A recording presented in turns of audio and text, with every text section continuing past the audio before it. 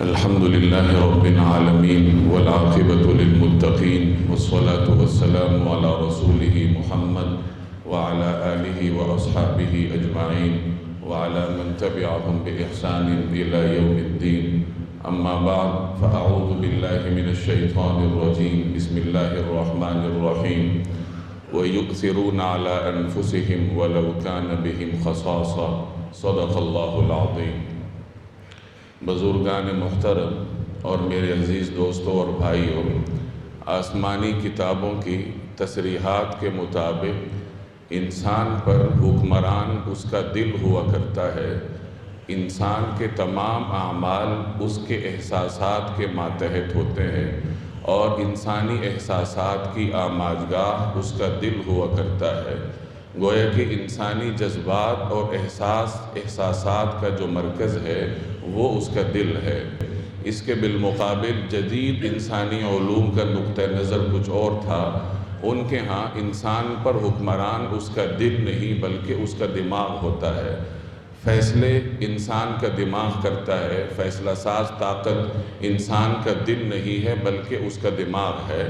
آہستہ آہستہ اس نظریے میں تبدیلی آتی گئی اور اب موجودہ جدید انسانی علوم کے ہاں انسان کا دل جذبات اور احساسات سے بالکل عاری نہیں ہے بلکہ دل کے اندر بھی فیصلہ ساز طاقتیں اللہ تبارک و تعالی نے رکھی ہیں، اور اس نئے نظریے کی بنیاد پر ایک جدید انسانی علم نیورو کارڈیالوجی کے نام سے وجود میں آیا ہے۔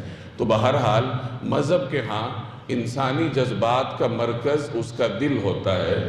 قرآن کریم جگہ جگہ انسان کے دل کو مخاطب کرتا ہے، بلکہ اس سے بھی پہلے قرآن کریم ایک دل پر اترا ہے۔ جناب رسول اللہ صلی اللہ علیہ وسلم کے قلب اطہر پر اللہ تبارک و تعالی نے قرآن کریم اتارا ہے۔ وَإِنَّهُ لَتَنزِيلُ رَبِّ الْعَالَمِينَ نَزَلَ بِهِ الرُّوحُ الْأَمِينُ عَلَى قَلْبِكَ، کہ یہ قرآن کریم اللہ تبارک و تعالی کی جانب سے نازل کرتا ہے۔ اس کو لانے والے حضرت جبریل علیہ السلام ہیں، اور یہ اترا کہاں ہے؟ علی قلبک، اے پیغمبر یہ آپ کے قلب اطہر پر اترا ہے۔ گویا کہ قرآن کریم کا بنیادی مخاطب جو ہے وہ انسان کا دل ہے، اور قرآن کریم جہاں انسان سے شکوہ کرتا ہے تو اس کے دل کو مخاطب کرتا ہے۔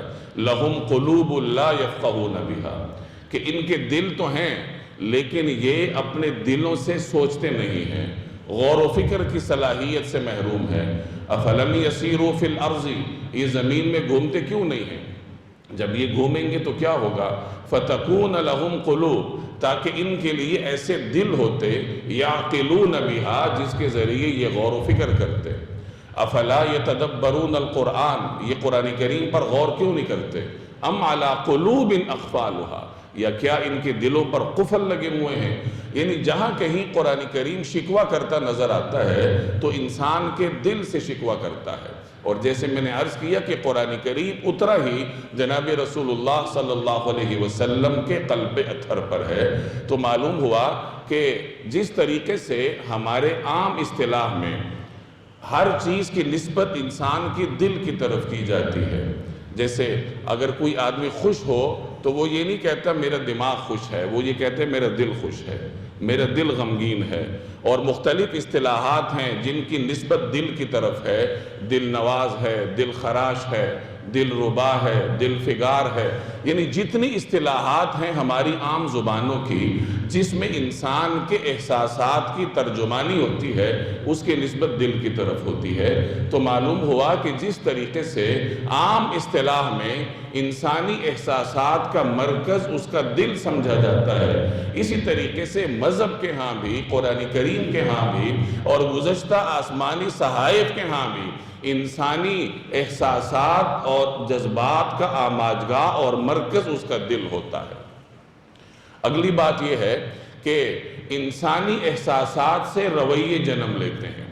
گویا کہ انسان مکمل طور پر اپنے احساسات کے ماتحت ہوتا ہے۔ اگر وہ پریشان ہوتا ہے تو اپنے احساسات سے پریشان ہوتا ہے۔ یاد رکھیے پریشانی حالات سے نہیں ہوتی، خیالات سے ہوتی ہے، احساسات سے ہوتی ہے۔ اگر کسی آدمی کا جذبہ جوان ہے، احساس اچھا ہے، تو ماحول اسے پریشان نہیں کر سکتا، اور اگر کسی آدمی کے اندر مردنی چھائی ہوئی ہے تو ماحول جتنا بھی اچھا ہو وہ خوش نہیں ہوگا۔ تو انسان اپنے جذبات کے ماتحت ہوتا ہے، اور اس کے جو بھی رویے ہیں وہ اس کے احساسات کی وجہ سے جنم لیتے ہیں۔ جناب رسول اللہ صلی اللہ علیہ وسلم نے رمضان المبارک کے بارے میں دو باتیں ارشاد فرمائی۔ ایک بات یہ ارشاد فرمائی کہ یہ شہر المواسات ہے، یعنی یہ غمخواری کا مہینہ ہے، اور دوسری بات یہ ارشاد فرمائی کہ یہ شہر الصبر ہے، یہ صبر کا مہینہ ہے۔ ایک طویل روایت ہے حضرت سلمان فارسی رضی اللہ تعالی عنہ کی کہ نبی کریم صلی اللہ علیہ وسلم نے رمضان المبارک کی آمد سے پہلے شعبان کے آخری دن ہمیں ایک طویل خطبہ ارشاد فرمایا۔ اس میں آپ صلی اللہ علیہ وسلم نے رمضان المبارک کے فضائل بیان فرمائے، اس میں کرنے کے کاموں کی نشاندہی فرمائی، اور اسی خطبے میں آپ نے یہ دو باتیں ارشاد فرمائی کہ دیکھو یہ رمضان جو ہے یہ غمخواری کا مہینہ ہے اور یہ صبر کا مہینہ ہے۔ غمخواری اور صبر یہ انسانی رویوں کے نام ہیں۔ گویا کہ رمضان المبارک یہ بنیادی طور پر انسانی رویوں کی اصلاح کا نام ہے، اور رویے کا تعلق آپ کے احساسات سے ہے۔ احساسات کا مرکز آپ کا دل ہے، آپ کا قلب ہے۔ تو خلاصہ یہ نکلا کہ رمضان کا مہینہ اللہ تبارک و تعالی نے ایک مومن کو اس لیے عطا فرمایا ہے تاکہ وہ اپنے دل کی اصلاح کرے، دل کے اوپر جو زنگ چڑھا ہوا ہے اس زنگ کو اتارے، اور یہ دل جو گناہوں کی وجہ سے سیاہ ہو چکا ہے اس سیاہی کو زائل کرے۔ جیسے ایک روایت کا مفہوم ہے کہ جب آدمی کوئی گناہ کرتا ہے تو اس کے دل پر سیاہ نقطہ لگ جاتا ہے، اب اگر وہ توبہ کر لے تو وہ نقطہ دھل جاتا ہے، توبہ نہ کرے اگلا گناہ کرے تو اگلا نقطہ لگ جاتا ہے۔ اسی طرح نقطے لگتے لگتے اس کا دل سیاہ ہو جاتا ہے، اور پھر اسے خیر اور شر کی تمیز باقی نہیں رہتی۔ گویا کہ یہ وہ مقام آ جاتا ہے جس کے بارے میں اللہ نے فرمایا ختم اللہ علی قلوبہم، اللہ نے ان کے دلوں پر مہر لگا دی ہے۔ پھر وہ نیکی اور برائی کی تمیز کھو بیٹھتا ہے، وہ برائی کے راستے پر قدم رکھتا ہے، آگے بڑھتا چلا جاتا ہے، اور اتنا آگے بڑھتا ہے کہ شیطان کو بھی پیچھے چھوڑ جاتا ہے، درندگی بھی اس کے سامنے شرمندہ ہوتی ہے۔ تو بہرحال رمضان المبارک کا مہینہ اللہ تبارک و تعالی نے انسان کو اس لیے عطا فرمایا تاکہ اس مہینے میں اپنے دل کی اصلاح کرے، اس کے احساسات جذبات درست راستے پر گامزن ہو، ان احساسات کی بنیاد پر جو رویے وجود میں آئیں اور جو انسان کی شخصیت کی تعمیر ہو وہ رویے ویسی ہی ہوں جیسے انسان سے مطلوب ہے۔ جناب رسول اللہ صلی اللہ علیہ وسلم کی ذات مبارکہ ہر اعتبار سے ایک مومن کے لیے اسوہ حسنہ ہے۔ رویے دو طرح کے ہوتے ہیں۔ پہلے نمبر پر آپ کا رب کے ساتھ رویہ کیا ہے، اللہ کے ساتھ تعلق کیسا ہے، اور پھر یہ دیکھا جائے گا کہ بندوں کے ساتھ تعلق کیسا ہے، اور ان دونوں جہتوں میں نبی کریم صلی اللہ علیہ وسلم کی سیرت ہمارے لیے اسوہ حسنہ ہے۔ اللہ کے ساتھ آپ کے تعلق کا یہ عالم تھا کہ اللہ نے آپ کو بھیجا ہی اس لیے تھا تاکہ انسانیت کو نبی کریم صلی اللہ علیہ وسلم کی بندگی دکھائی جائے، اور انسان کو دکھایا جائے کہ اللہ کی بندگی کیسے ہوتی ہے۔ نبی کریم صلی اللہ علیہ وسلم نے اللہ کی بندگی ایسے کر کے دکھائی، اتنا طویل قیام آپ فرمایا کرتے تھے کہ آپ کے پاؤں مبارک پر ورم آ جایا کرتا تھا، کثرت سے روزے رکھتے تھے، بسا اوقات آپ صوم وصال رکھتے تھے۔ صوم وصال کا مطلب یک بعد دیگرے روزہ، بغیر درمیان میں افطار کیے یا بغیر درمیان میں کوئی روزہ چھوڑے، کوئی دن چھوڑے، مسلسل روزے رکھنا، یہ صوم وصال کہلاتا ہے۔ آپ صلی اللہ علیہ وسلم کبھی کبھار صوم وصال رکھتے تھے۔ صحابہ نے ایک مرتبہ صوم وصال رکھنے کی کوشش کی۔ صحابہ کرام کا تو یہ طرز عمل تھا کہ نبی کریم صلی اللہ علیہ وسلم کو جو کرتا دیکھتے تھے اس پہ عمل کرتے تھے۔ انہوں نے آپ کو دیکھا کہ آپ مسلسل روزے رکھ رہے، تو صحابہ نے بھی مسلسل روزے رکھنے شروع کیے۔ نبی کریم صلی اللہ علیہ وسلم نے ان کو منع فرمایا کہ دیکھو تم صوم وصال نہ رکھو، مسلسل روزے نہ رکھو۔ اب صحابہ نے پوچھا کہ یا رسول اللہ آپ تو رکھتے ہیں، یعنی ہم تو آپ کے اسوہ حسنہ پر عمل کر رہے ہیں، آپ تو رکھ رہے ہیں تو ہمیں بھی رکھنے دیجئے۔ تو آپ نے فرمایا ایکم مثلی، تم میں سے کون میری ہمسری کر سکتا ہے؟ یعنی تم میں سے کون میری برابری کر سکتا ہے؟ یطعمنی ربی ویسقینی، مجھے تو میرا رب کھلاتا بھی ہے پلاتا بھی ہے، یعنی تمہارے سامنے تو میں روزے سے ہوں لیکن رب مجھے کھلا بھی رہا ہے پلا بھی رہا ہے۔ اب یہاں کھلانے پلانے سے کیا مراد ہے؟ تو محدثین لکھتے ہیں کہ اللہ کی اطاعت ہی جناب رسول اللہ صلی اللہ علیہ وسلم کی توانائی کا ذریعہ تھا۔ جیسے عام آدمی کھاتا پیتا ہے تو اس کے جسم میں توانائی آتی ہے، تو رسول اللہ صلی اللہ علیہ وسلم کو اللہ تبارک و تعالی نے یہ طاقت بندگی میں عطا فرمائی تھی کہ جتنا کثرت سے آپ روزہ رکھتے یا جتنی کثرت سے آپ بندگی فرماتے، اسی قدر اللہ تبارک و تعالی آپ صلی اللہ علیہ وسلم کو نشاط عطا فرماتا اور کھانے پینے کی حاجت ہی نہ ہوتی۔ کھانا پینا تو آپ صلی اللہ علیہ وسلم ایک اعتبار سے امت کی تعلیم کے لیے اختیار فرماتے تھے۔ تو بہرحال آپ علیہ السلام نے بندگی اس طریقے سے کر کے دکھائی کہ وہ انسانوں کے لیے ایک نمونہ بن گئی۔ اللہ نے آپ کی بندگی کی نسبت اپنی جانب کی۔ سبحان الذی اسریٰ بعبدہ، پاک ہے وہ ذات جو راتوں رات لے گئی اپنے بندے کو۔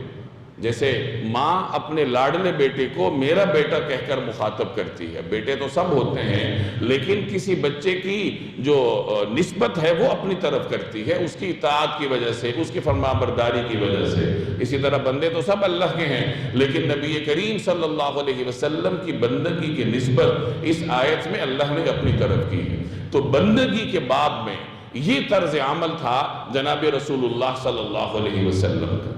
دوسری جانب امت کے ساتھ تعلق ہے، بندوں کے ساتھ تعلق ہے، تو بندوں کے لیے اللہ نے آپ کے قلب اطہر میں صرف اور صرف غمخواری رکھی تھی، اور غمخواری دونوں اعتبار سے، ان کی مذہبی غمخواری بھی اور دنیاوی غمخواری بھی۔ مذہبی غمخواری کی ان کی آخرت سنور جائے، اور اس کے لیے آپ صلی اللہ علیہ وسلم اس قدر فکر مند رہتے تھے کہ اللہ کو آپ علیہ السلام کو تسلی دینا پڑی کہ اے پیغمبر لعلک باخع نفسک علی الا یکونوا مؤمنین، کہیں ایسا نہ ہو کہ آپ اپنی جان کو نقصان پہنچا بیٹھے اس غم میں کہ یہ مسلمان کیوں نہیں ہوتے۔ یعنی ان کی اخروی کامیابی کے غم کو اپنے اوپر اتنا حائل نہ کیجئے کہ آپ کا اندر گھل گھل کر نقصان کا شکار ہو جائے۔ اخروی غمخواری کا یہ عالم تھا۔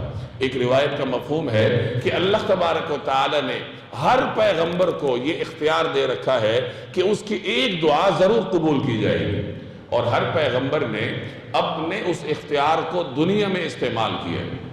دنیا میں کوئی نہ کوئی دعا پیغمبر نے مانگی، لیکن میں نے اپنا وہ دعا کا اختیار آخرت کے لیے محفوظ کر رکھا ہے۔ میں آخرت میں اپنی امت کی شفاعت کروں گا، اپنی امت کی سفارش کروں گا۔ ایک اور روایت کا مفہوم ہے، ایک مرتبہ نبی کریم صلی اللہ علیہ وسلم نے وہ آیت پڑھی جو ابراہیم علیہ السلام کے بارے میں ہے کہ حضرت ابراہیم اپنی قوم کا ذکر کرتے ہوئے کہتے ہیں فَمَن تَبِعَنِي فَإِنَّهُ مِنِّي، کہ یا اللہ ان بندوں میں سے، میری امت میں سے جو میری اتباع کر رہے ہیں وہ تو مجھ میں سے ہیں، یعنی وہ تو میرے متبعین ہیں۔ وَمَنْ عَصَانِي، لیکن جو میرے نافرمان ہیں فَإِنَّكَ غَفُورٌ الرحیم، تو یا اللہ آپ غفور الرحیم ہیں، یعنی نافرمانوں کو بھی عذاب نہ دیجئے بلکہ کسی طریقے سے ان کی مغفرت کر لیجئے۔ یہ ابراہیم علیہ السلام کی امت کے لیے غمخواری کا بیان ہے۔ حضرت عیسیٰ علیہ السلام کے بارے میں قرآن کریم کی آیت ہے کہ انہوں نے اللہ سے مخاطب ہو کے عرض کیا ان تعذبہم، اے پروردگار اگر آپ ان نافرمان بندوں کو عذاب دے دیں گے فَإِنَّهُمْ عِبَادُكَ، تو وہ تو آپ کے بندے ہیں، یعنی آپ کے بندے ہیں، آپ ان پر اختیار رکھتے ہیں، آپ اگر عذاب دینا چاہیں تو آپ قادر ہیں، لیکن وَإِن تَغْفِرْ لَهُمْ، اگر آپ ان کی مغفرت کر لیں گے فَإِنَّكَ أَنْتَ الْغَفُورُ الرَّحِيمُ، تو آپ تو مغفرت کرنے والے ہیں، رحم کرنے والے ہیں۔ تو ان دو آیات کی آپ نے تلاوت کی، فَمَن تَبِعَنِي فَإِنَّهُ مِنِّي جو ابراہیم علیہ السلام کے بارے میں ہے، اور ان تعذبہم فَإِنَّهُمْ عِبَادُكَ وَإِن تَغْفِرْ لَهُمْ فَإِنَّكَ أَنْتَ الْغَفُورُ الرَّحِيمُ جو عیسیٰ علیہ السلام کے بارے میں ہے۔ ان دونوں آیات کی تلاوت کی آپ نے، اور اس کے بعد ہاتھ اٹھا کر اللہ کے حضور ایک ہی فریاد کرنے لگے امتی امتی، یا اللہ میری امت، یا اللہ میری امت۔ اور اسی دوران آپ کی آنکھوں سے ایک آنسوؤں کا سیلاب رواں ہوا، گریہ آپ پر طاری ہوا۔ اللہ نے حضرت جبریل کو بھیجا کہ معلوم کر کے آؤ کہ جناب رسول اللہ صلی اللہ علیہ وسلم کیوں غمگین ہیں۔ حالانکہ اللہ کو تو معلوم ہے، لیکن حضرت جبریل کو بھیجا۔ حضرت جبریل حاضر ہوئے اور پوچھا کہ اللہ معلوم فرما رہے ہیں کہ آپ کیوں غمگین ہیں؟ تو آپ نے فرمایا کہ مجھے اپنی امت کی اخروی انجام کی فکر ہے۔ جبریل واپس گئے، اللہ کے حضور عرض کیا کہ یا رب العالمین، آپ کا حبیب امت کی وجہ سے غمگین ہے۔ تو اللہ نے فرمایا کہ ان کو جا کر پیغام دو کہ میں آپ کی امت کے بارے میں آپ کو راضی کروں گا، آپ کو رنجیدہ نہیں کروں گا۔ یعنی قیامت والے دن آپ کی امت کے بارے میں آپ کو راضی کیا جائے گا۔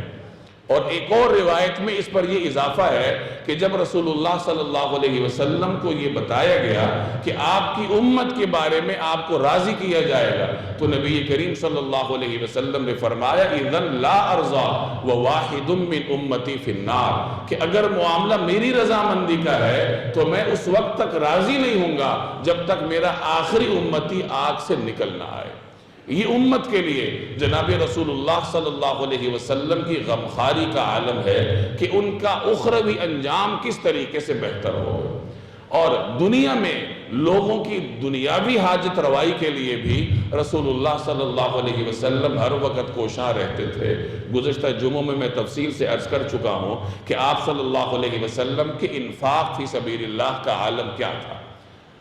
آپ کے انفاق فی سبیل اللہ کا یہ عالم تھا کہ دوسروں کی حاجت روائی کے لیے آپ صلی اللہ علیہ وسلم مقروض ہو جایا کرتے تھے کہ اگر کوئی سائل آتا اور درخواست کرتا کہ میری یہ حاجت ہے تو آپ صلی اللہ علیہ وسلم کے پاس اگر دینے کے لیے کچھ نہ ہوتا تو آپ ارشاد فرماتے ہیں کہ فلاں سے جا کر لے لو اور اس کو میں دے دوں گا۔